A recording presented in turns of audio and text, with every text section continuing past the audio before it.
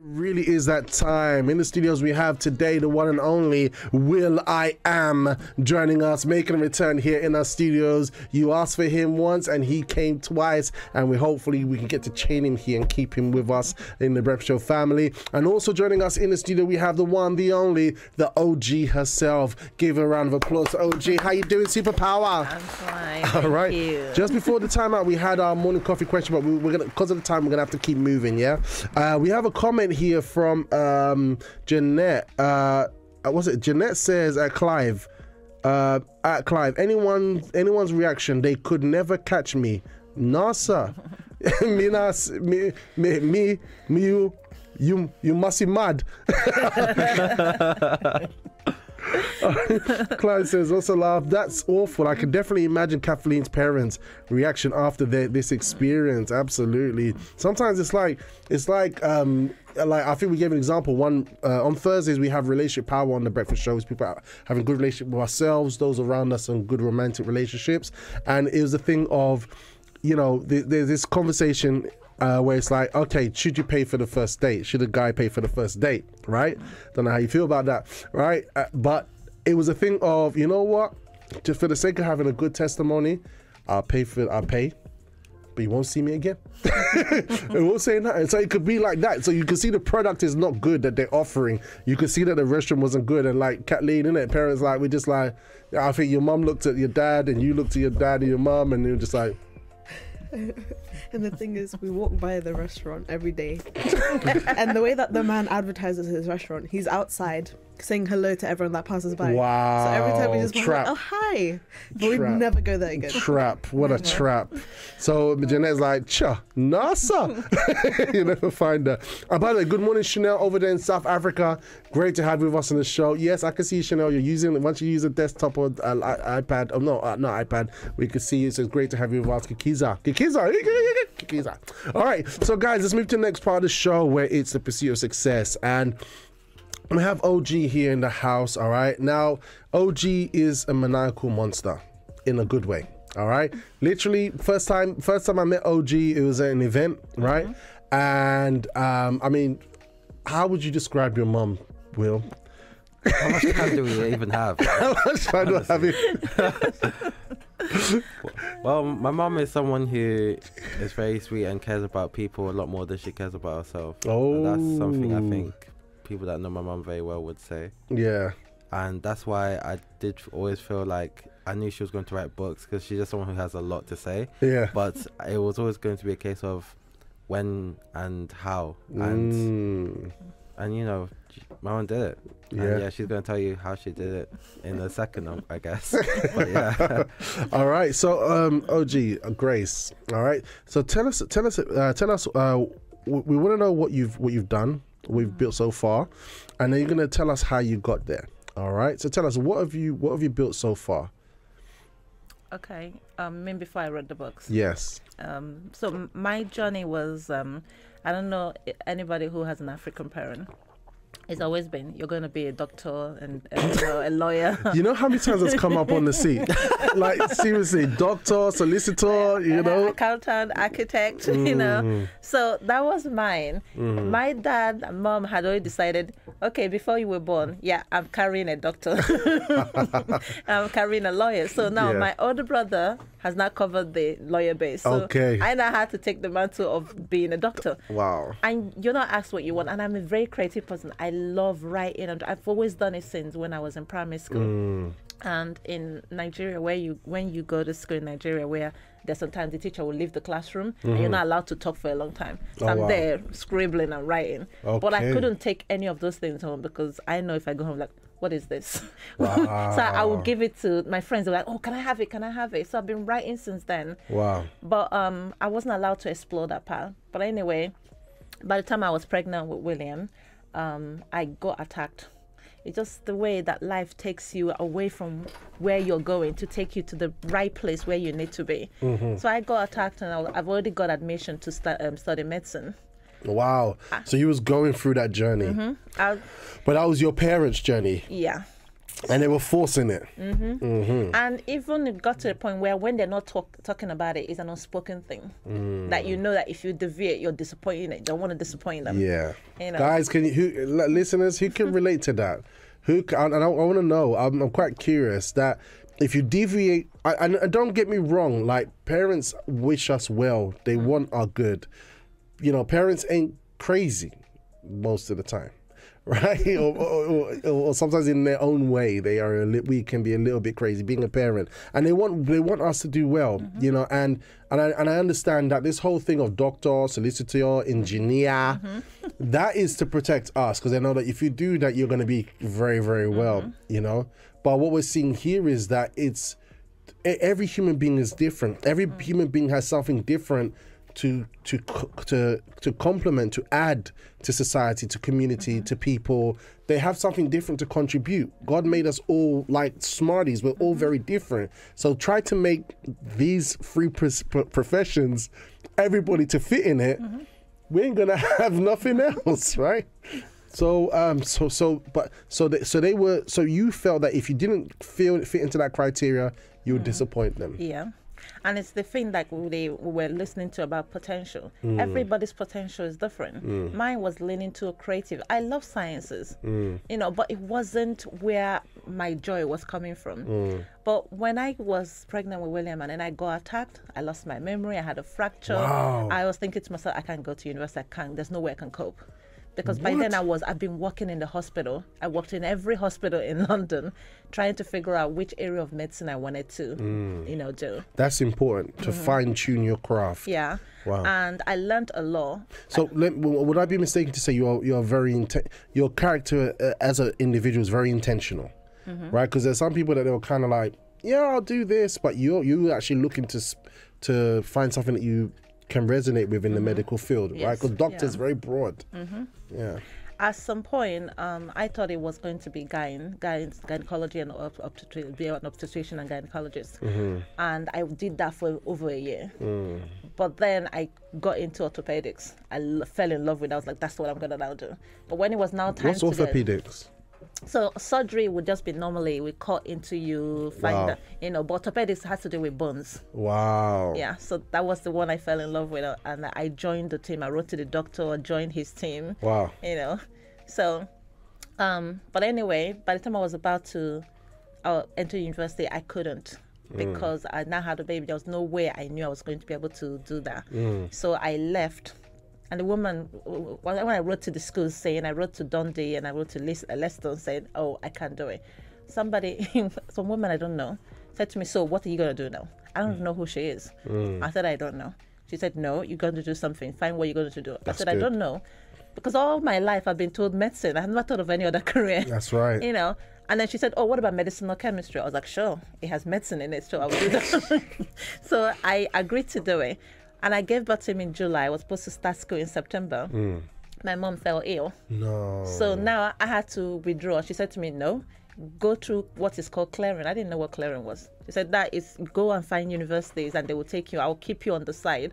If you can, I'll put you back on. Your mom's the original G as well, isn't it? No, it's not my mom. It's a complete stranger. Oh, wow. From the University of Dundee. Oh, wow. I've never met her up to now. God bless her. I don't know where she is now, but God bless her wherever she is. She was the one doing this. Wow. So, anyway. We never get left alone. Like it's like God really, you know, directing our journey, right? Because I remember I left with no GCSEs, right? I left with, I was corrupted, all right? I was left with secondary school with no GCSEs whatsoever, but there was like something directing me in a particular direction. So this is very interesting. That's why I always say to William all the time, people can convince me of anything, but nobody can ever convince me there's no God, because he's always showing his face. Okay, not physically, you know, but he's always making sure I know he's the one that did it. He will get complete strangers that I don't know who they are right into my life at that point to help me and to move me, and then they will disappear after that. It's his way of telling me, no, I'm the one that did it. It's not your father, it's not your mother, it's not your sister, it's not your uncle. It's me doing it. It's true. And I think this is important because Sinead says, my father was like that before. You know, the father so let's talk. Okay, Sinead is that for here. Thank you. Yeah. So it was good. Yeah. So anyway, I ended up going to University of East London to study medical biochemistry. And I chose that instead of Westminster that gave me a place because I wanted to be closer to the house because my mother was very ill. And I had a baby. I need to be able to get. So within that first year, I'm looking after a baby. My brother had a baby, moved in. And but you had injuries as well at that time. I had the injury. I couldn't even go for the treatments anymore because with my mom being ill, I had a baby. My brother had a baby, and I'm looking after. And then I'm in first year of university, and then I'm doing all this with no car. So this summer, I said to myself, you know what? I'm going to learn how to drive. I'm going to get a car. And that summer, I learned how to drive, passed my test. September, I started driving. I'm looking at Will, looking at me like... I just feel like I'm hearing someone describe like the most like crazy triathlon. Do you know what I'm saying? Like, honestly, like the Ironman challenge. Yeah. But I found that if I put my mind to something, I would do it. So I did. I graduated, and before I wrote my last exams, I got a job in publishing. Okay. So I started working in the publishing company. How did you get a job in publishing? Well, when I graduated, because of everything going on in my life, I didn't know what I was going to be doing with this biochemistry, medical biochemistry. I never thought about it. So one of my friends started saying, oh, we're going to do masters. And so I was like, no, that's enough school for me. I'm not doing it anymore. I said, what are you going to do? I said, I don't know. They said, okay, why don't you go to guidance and counseling? I was like, we have that. I didn't know because I was not focused on baby school. I didn't think of anything else. So when I spoke to the lady and she said, what do you want to do? I said, I want pharmaceutical jobs.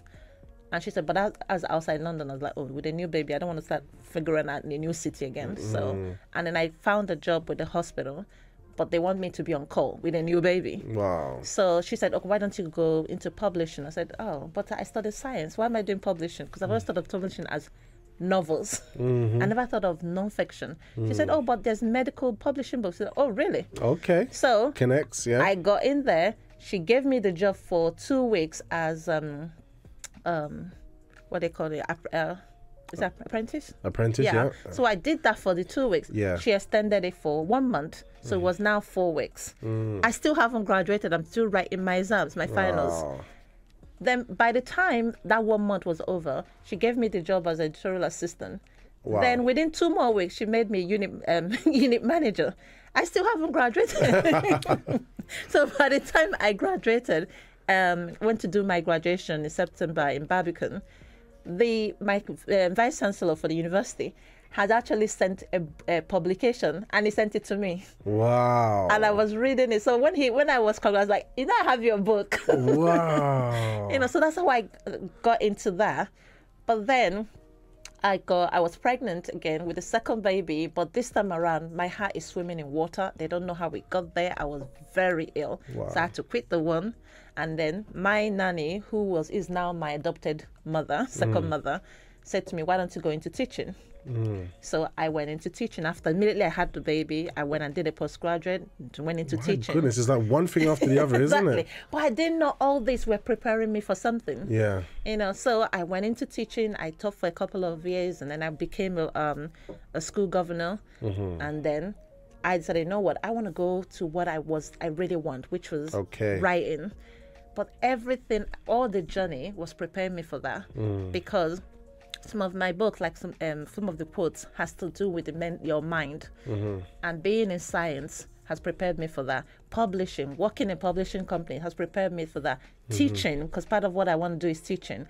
Teaching in secondary school, I was teaching sciences, prepared me for that. Everything was preparing me for where I was meant to be. So, I mean, because I can imagine before the next thing got put in front of you, when you was by yourself and you was thinking about what's happening in life. I mean, did you have those moments where it's like, you just felt very unsure? Because one thing, we get the good side of when things happen, but there's that moment in between where we don't know what's going on. I don't know if everything for you was like, okay, here, okay, go here, okay, but I know that from what I've experienced, there's that period of time where there's silence and there's uncertainty, until a direction comes that we gravitate to. I mean, did you have moments like that, and what were they like? Well, I didn't have moments where I there was a sign, there was quiet time. There was always something going on. If it wasn't going on with my health, it was going on with other people that I had to take care of. Then, so I was constantly, my stress level was constantly up. Oh, wow. It was never down. There was never a time where my stress level was down. Calm. So I was always on the go. And if I sat still, I didn't know what to do with myself. I had to be doing something. I from childhood, I didn't know how to sit still. So, and everything that's happened to in my life, I didn't plan it. It just showed up. You know, like when somebody said, "Oh, why don't you teach? Because your child is going to start school. You don't want to be doing this publishing thing where you're working from 9 in the morning to 9 p.m. Another person will be raising your child. And by the time you figure out what's going on with him, it's too late. You can't correct it." So now I said, okay, fine, I have to quit this publishing now. I have to go into teaching. And that's how I went into teaching. No, because sometimes some people think that they're losing time. Sometimes, you know, people feel that if I use the word pivot into something else, into a new field, I'm losing time, I'm losing momentum. And, you know, I can see you're living by faith, you know, and I don't know, I think we kind of get the intensity of what we are made of in life because, you know, I know there's some some human beings, probably even myself, man, if I was to go through that kind of stuff, I'd be like, you know, let me stop here, man. Just stop here. Don't worry about life. Let me just take care of the child. Okay, we're good. You know what I mean? But obviously you've been built for intensity. And obviously for our mental health, it can be a challenge, right? Yeah. It can be a challenge, but it kept you moving during that period of time. That's what my the book that I'm working on now, Forged in Fire, is about. It talks about my mental health, the things that I went through, all the abuse and so on. Because all those things meant that I don't allow myself think. Because if I start thinking, the survival mode had now kicked in from childhood. That's why I just did what I have to do. I didn't give myself time to think because I couldn't afford it. Yeah. Because I would break down. Wow. So that was why there was no moment. I just was working on necessity and survival. Okay, so I have to do this. That's what I'm doing. And I just went in. We have a comment here. Jeanette says, Wonder Woman. Clive from Hackers says, how was it teaching science? There's definitely a lot of content from biology, chemistry, and physics.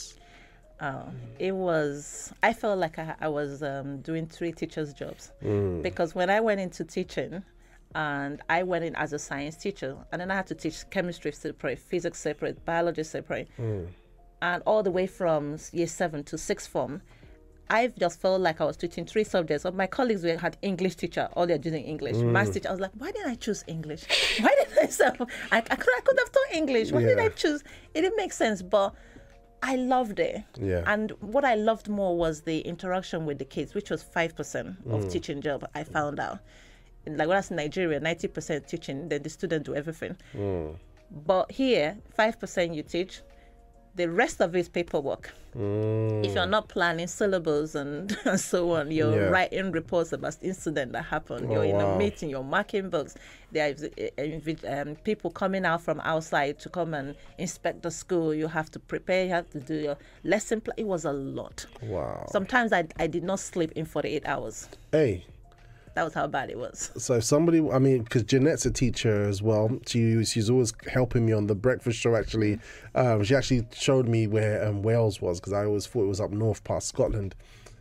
It just is what it is. And she, you know, so she's always helping me with my vocabulary, everything. She's great. So being a teacher isn't easy, isn't light work. It's not easy, but I loved the interaction with the kids. Yeah. I think that's why people most when they think about teaching, that's that's the first thing they think. But you're saying it was only 5%. Yeah. And so what? Because I want to find out because we'll go to timeout very quickly. So when did you start thinking about publishing your own material? Well, it started with the kids because I found they were writing a lot too, and they have their things published too by the school. Okay. But it was a company that came to the school to work with them, so I had to sign off their right in order to have their work published. So I decided I want to publish their work. Okay. So you wanted to publish the children's work. I wanted to publish their work. That was how it started. Okay. Yeah. So I decided, okay, fine. I'm going to get my own publishing company. So I registered it, read all the information. It was too much to pay someone. I couldn't afford it. So I did all the research, registered, trademark, everything, figured it out and did it myself. Now set up this publishing company. They decided we're not writing anymore. Will? Will has a face like, she put me in it. Oh, I have to go bait me up in front of all these people, Mom. I have to go bait me up in front of all these people.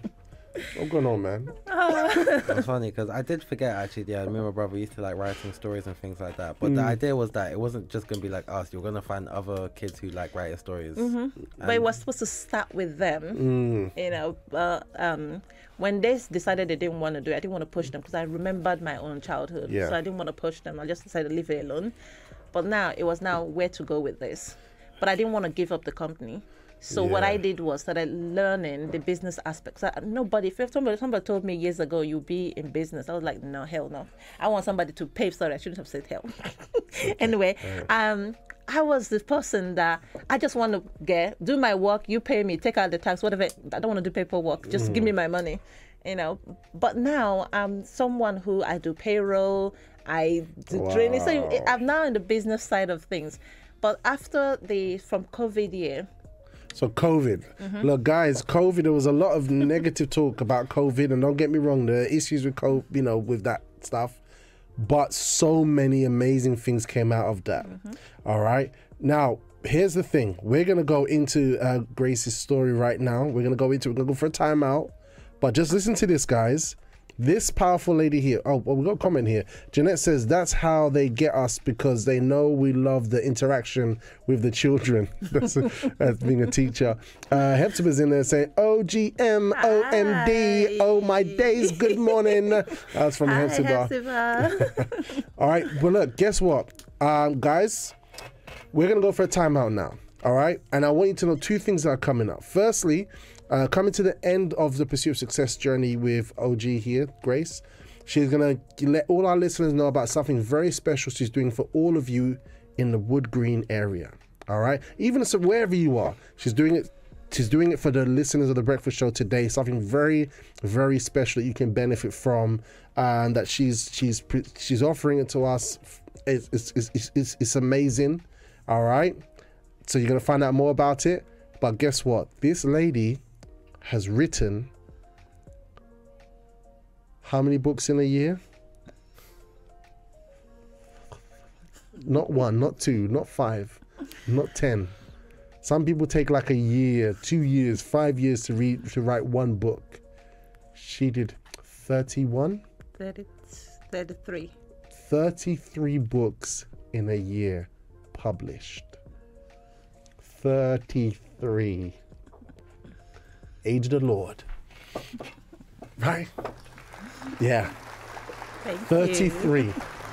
So we're going to go to a timeout now, and we're going to find out how she emerged into that, achieved it, and she's going to teach you how you're going to publish your stuff. Because you've got stuff in your head, in your heart, in your mind, in your experiences, in life, in your imaginations, that you could actually put to paper and it would serve the world. We're going to learn from Grace how she went about it, and we're going to let you know about something very special that she's doing for us Breakfast Show listeners today. It's going to be epic. You ready, Grace? Yes. Will, are you okay? Still conscious? Yeah, I'm still here. Yeah, you know you're sweating, brother. Hanging in there. We've got this song from the one and only Kathleen, and we'll be right back right after this.